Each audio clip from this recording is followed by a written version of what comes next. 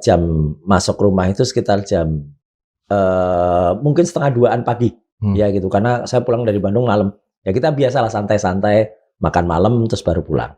Nah, setelah jam 2 kemudian saya istirahat ya gitu. Saya biasa buat review sedikit. Kemudian saya tertidur, sebelum tidur saya sempat ganti kaos. Kemudian saya pakai baju rumah. Jam 4 lebih seperempat atau hampir 4:30 gitu ya. Saya terbangun karena mau subuh ya. Kemudian saya sempat ganti untuk sholat subuh. Saya pakai baju pendek, tapi baju sudah bukan kaos lagi, baju. Kemudian bawah juga saya pakai jeans tapi jeans rumah. Nah, habis subuhan saya memang tertidur. Jam 7 pagi ya, itu saya dikagetkan dengan bunyi bel pintu yang berulang-ulang gitu loh. Saya pikir ini orang nganter paket kok nggak sopan banget gitu ya. Mejet bel pintunya kok berulang-ulang gitu. Terus saya lihat CCTV, loh kok banyak banget orangnya. Nah, saya minta pembantu yang di rumah untuk ngecek gitu. Nah, tolong kalau ada terus dia naik lagi, Pak, polisi Pak katanya. Kalau polisi terima aja suratnya. Saya pikir undangan. Gitu loh. Karena kan berarti saya mau diundang atau dipanggil. Kalau saya pikir kalau undangannya Jumat, mungkin saya mau dipanggilnya untuk Senin. Kan kalau diundang atau dipanggil itu ada ketentuannya di KUHP bahwa harus diundang atau dipanggil dengan patut.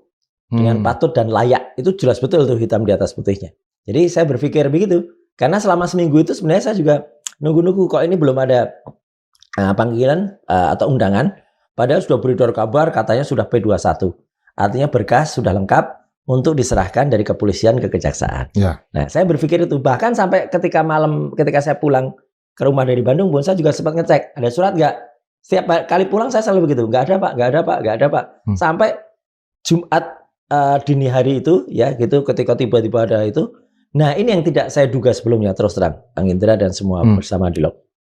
Baru saya bilang mau ngecek itu, tiba-tiba geruduk, udah pada naik. Naik. Tanpa dipersilahkan secara patut juga ya, tiba-tiba mereka udah naik, ada sekitar 7 orang ya, dan saya kenal mereka pakai penutup, pakai masker ya, pakai masker meskipun itu masker kesehatan, tapi masker kesehatan yang hitam sehingga tidak kelihatan. Cuman saya mengenali salah satu suara yang ada di situ karena itu adalah seorang kepala unit di unit 5 di Kanit 5 ya. Ya, Kanit 5 gitu.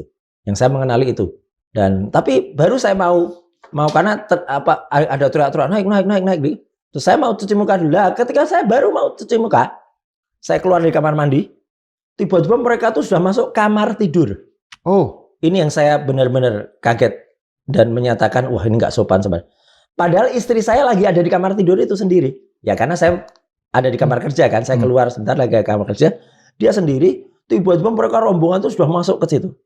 Kemudian untungnya, alhamdulillahnya, istri saya sudah sempat juga ganti kan juga sih habis sholat, udah ganti dengan celana 3/4 gitu dan juga baju kaos, bukan pakai baju tidur. Itu untung. Coba masih pakai baju tidur nggak pakai apa-apa kan repot, iya kan? Nah masuk dan kemudian itulah terjadi keramaian karena mereka bilang kami bawa surat penangkapan. Mereka memang bilang, kami bawa surat penangkapan untuk Roy Suryo gitu. Terus kami, ini apa dasarnya kok ditangkap gitu loh. Ya dikatakan saya mengulangi tindak pidana. Mengulangi apa? Kalau sudah P21, Bang Indra dan semua bersama adalah seharusnya kalau sudah di P21 berarti berkas sudah selesai. Ya. Kalau berkas sudah selesai, nggak perlu lagi adanya penahanan atau penangkapan karena harusnya begitu berkas selesai itu prosesnya adalah pelimpahan dari tersangka dan barang-barang bukti untuk diserahkan ke tahap 2 yaitu ke kejaksaan. Jadi apa-apaan yang ada penangkapan gitu. Dan begitu itu surat itu ditunjukkan, memang saya juga dengan istri sepakat untuk tidak mau menandatangani. Tapi sempat lihat? Ya sempat lihat judulnya aja gitu ya. Surat KAP atau soal penangkapan gitu. Sempat ada banyak pasal. Saya terus terang memutuskan untuk tidak terlalu baca dulu. Mendingan saya tunggu lawyer. Tadi saya bilang gitu. Sebentar kita tunggu lawyer dulu. Saya belum mau jalan. Nggak usah jalan. Nggak usah nanti tunggu nanti aja di kantor polisi. Jadi sama sekali tidak mau menunggu lawyer. Ya. Kemudian saya langsung dibawa begitu saya. Bahkan ada ancaman. Udah borgol gitu. Iya loh. Itu dan ada rekamannya itu. Borgol. untung salah satu orang yang ada di situ itu penyidik yang biasa ngobrol memeriksa saya, ya gitu. Dia enggak usah pak. Dia bilang gitu ke atasannya, ke pimpinan, enggak usah pak, udah sama saya gitu. Ya udah, jadi enggak diborgol. Tapi ini yang benar-benar saya agak sesek ya. Artinya saya bilang, enggak, saya ganti dulu, ini kan baju rumah gitu. Enggak usah ganti, gitu. Saya ganti celana juga, Pak. Enggak usah ganti. Terus saya masih pakai enggak pakai apa-apa kan, enggak pakai alas kaki kan. Saya baru mau ambil sandal atau langsung ditarik. Untung sepatu yang saya pakai pulang dari Bandung itu masih ada di luar dekat tangga gitu. Ya udah saya terus pakai itu. Akhirnya saya cuci muka agak dikit tuh di badan. Saya mau mandi nggak boleh. Saya mau cuci muka yang agak nyaman gitu. Ambil ya saya biasa mengatakannya alutsista. Alutsista tuh alat utama sistem ketampanan. Ini alutsista. Saya mau ngambil alutsista aja nggak boleh ya. Jadi benar-benar baju rambut itu juga dalam kondisi nggak teratur. Jadi kalau ada video yang beredar juga ketika saya habis diperiksa itu saya turun tangga, ya. Saya bawa rompi, tapi rompinya nggak saya pakai karena saya merasa saya bukan tahanan dan tidak layak ditahan gitu. Karena waktu penahanan sebenarnya sudah habis. Kalau untuk penahanan perkara, itu sudah di P21. Gitu itu loh. Rambutnya masih acak-acakan dan memang lusuh kena gitu. Bom ya. Lusuh karena saya belum mandi, belum banyak cuci muka dan saya memang tidak makan, tidak minum. Gitu. Nah, ceritanya ketika habis di rumah tuh langsung dibawa keluar, dinaikkan mobil ya, tanpa nunggu lawyer, terus langsung berangkat gitu aja. Udah. Dan ternyata baru kemudian saya tahu dari istri saya, mereka tidak minta izin pengurus RT atau RW. Nah, ini nih. Ya, ini penting ya. Hanya lewat pos satpam, kemudian tanya, rumah Pak Roy mana? Itu, oh ya kami polisi. Wah udah, terus ngajak satu orang satpam, ya satu atau dua pokoknya, ada digelandang ke rumah untuk nunjukin itu. Dan ini memang akan menjadi pertimbangan bagi tim hukum kami, ya, karena bukan kami kemudian asal melawan ya, tapi semua itu kan ada aturannya. Semua diatur dalam Kitab Undang-Undang Hukum Pidana dan juga ada KUHAP-nya, Kitab Undang-Undang Hukum Acara Pidana.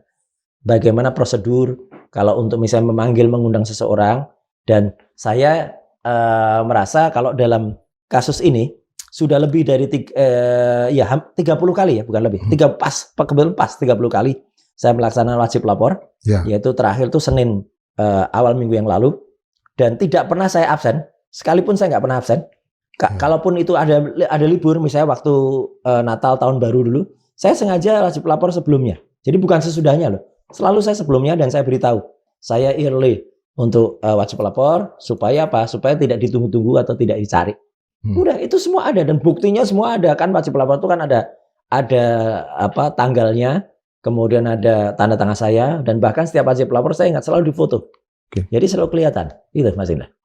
Apa yang terjadi kemudian di Polda? Ya, jadi peristiwa tadi itu akhirnya sebelum saya ceritain di Polda. Peristiwa tadi saya juga sama ceritakan ini dengan Bang Indra, dengan saya ceritakan juga dengan teman-teman yang lain, termasuk salah seorang penasehat kami, yaitu awalnya adalah saksi ahli kami, tapi kemudian banyak membantu mantan petinggi Polri bintang 3 yang kemudian juga mengatakan, kayak film G30 SPKI Mas gitu. Wah itu akhirnya kalimat itu yang sekarang viral, beredar gitu ya, dan itu diamini termasuk oleh Gus Nur yang juga mengamini, karena Gus Nur juga sempat juga kemudian mendapat dengar cerita itu, dan banyak orang memang benar, karena kalau dalam film itu kan jelas betul kan, misalnya ada Pak Ayah nih, saya ganti dulu doh gitu, gua usah jenderal gitu. Tapi kalau beliau kan ya didor gitu kan, kemudian ada lagi yang kemudian dimukul, kamu ini gitu kan, gitu.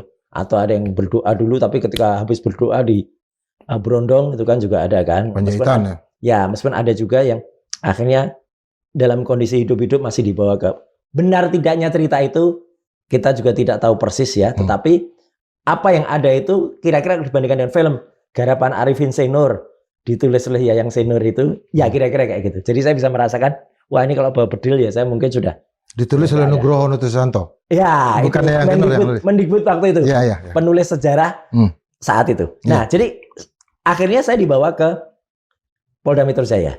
Ya, alhamdulillah benar dibawa ke Polda. Saya mau karena apa? Saya mengenali suara yang datang di rumah itu gitu. Ada 2 orang yang saya kenali. ya gitu. Ya, 3 sebenarnya, ada 3 orang yang saya kenali, suaranya dan juga dari matanya kelihatan. Kalau enggak, saya nggak mau, gitu loh. Karena saya kenal, saya bilang ke istri, udah, ini benar Polda, saya bilang gitu. Kan istri saya tadi nggak percaya, ini polisi mana? Udah, ini benar Polda. Nah, saat itu juga sebenarnya istri saya sempat telepon ke salah satu lawyer saya. Lawyer juga minta, bersikeras juga minta supaya ditunggu, gitu. Akan meluncur ke situ, bahkan dibacakan juga undang-undang ini. Mereka nggak mau terima. Ini saya yang ceritakan apa adanya. Jadi petugas-petugas itu nggak mau mendengar. Nggak mau mendengar, baik mendengar alasan maupun mendengar kata lawyer, dia pun nggak mau ngomong dengan lawyer. Kan harusnya diterima baik-baik bicara dengan lawyer, itu juga nggak mau ngomong dengan lawyer. Ya akhirnya kemudian dibawa ke unit Kamnek 5 di Reskrim Disitulah kemudian saya diminta untuk menandatangani surat penangkapan dan penahanan. Tapi memang kebiasaan saya, ya karena saya anggap ini bukan merupakan penangkapan yang benar dan sesuai dengan hukum, ya saya tidak mau tanda tangan. Sampai akhirnya lawyer saya datang. Ya gitu, lawyer saya datang ke situ. Saya nyampe situ sekitar jam 8. Lawyer saya juga sebentar kemudian, hanya sekitar berapa jam sudah datang juga ke situ. Dan kemudian juga benar menyarankan hal yang mas gak usah tanda tangani. Karena ini penangkapan atau penahanan untuk apa? Kalau untuk perkara, harusnya adalah penahanannya sudah dulu-dulu.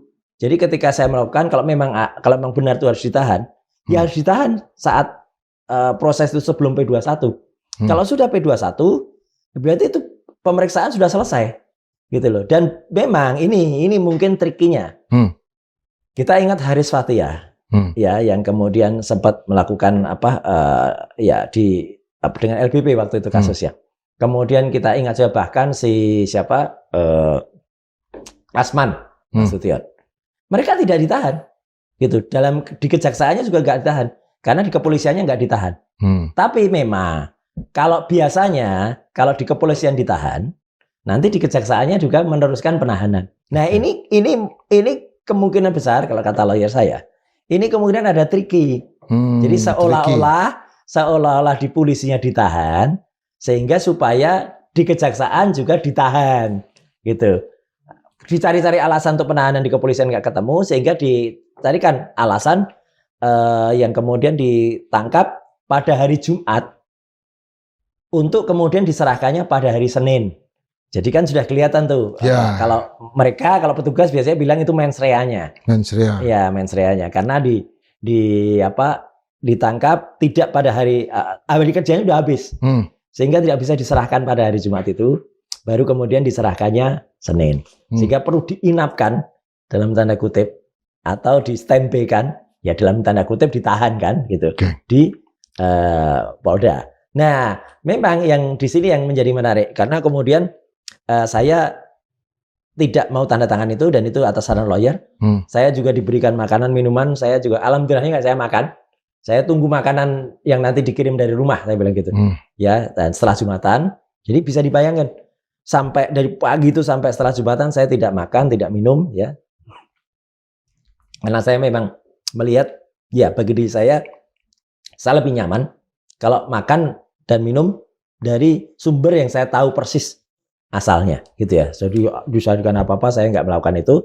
Nah, habis Jumatan itu baru kemudian tetap saya nggak tanda tangan, ya. Bahkan surat, ada berita acara penolakan tanda tangan pun tidak saya tanda tangani. Jadi memang saya tidak menganggap itu sebuah penahanan, karena lawyer-lawyer yang datang juga mereka sama-sama mengatakan, Mas, ini penahanannya tidak syah.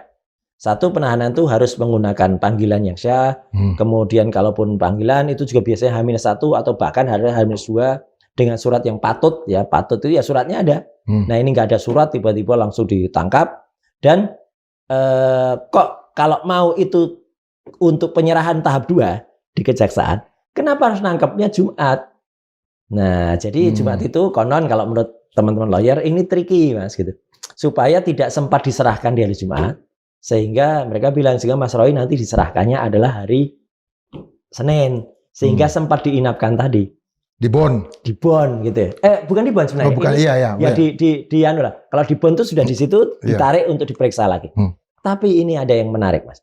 Jadi karena itu siang, ya habis Jumatan, saya sudah makan. Memang saya kemudian sempat masuk dulu di sel. Oh. Sudah. Berapa kali berapa tuh selnya? selnya sih lumayan ya, seruangan inilah gitu. Oke. Seruangan ini dan berisi 5 orang. Dan di situ saya masuk sekitar jam 1:30 ya, habis sedikit makan saya masuk 1:30. Kemudian sudah pakai pakaian yang memang harusnya ada di situ, gitu ya. Jadi pakai kaos, nggak boleh pakai baju, kemudian pakai celana pendek. Sudah ganti itu. Barang-barang sudah dilepasi semua. Jadi nggak boleh pakai nggak boleh pakai jam, nggak boleh pakai cincin, nggak boleh pakai apa-apa gitu. Iya, apalagi dompet, apalagi handphone. Dari rumah saya nggak bawa handphone juga. Makanya saya sengaja nggak bawa handphone. Ya ada untungnya saya nggak bawa handphone, karena pada jam yang sama, sedikit ada yang lupa. Ada jam yang sama ketika saya juga ditangkap di rumah saya. Jam yang sama itu Dokter Tifa itu juga dilakukan upaya yang sama. Ya betul. Tapi memang Dokter Tifa ya bilang beruntung tidak beruntung ya. Tidak beruntungnya hari itu Dokter Tifa itu menjalani seminar hasil untuk ujian dokter dia. Jadi dia sudah siap mulai dari pagi, sudah mandi, sudah siap berangkat untuk ujian. Tiba-tiba didatangi itu sehingga mobilnya sudah dipepet di parkir apartemennya sehingga nggak bisa keluar. Dan dia kemudian masih bawa handphone kan? Nah handphonenya disita. Saya kebetulan karena ditangkap itu nggak bawa handphone saya nggak tersita. Tapi kasihan Dokter Tifa sebelum saya kembali ke cerita kita. Karena dia kemudian harus menjalani ujian seminar hasil itu di kantor polisi.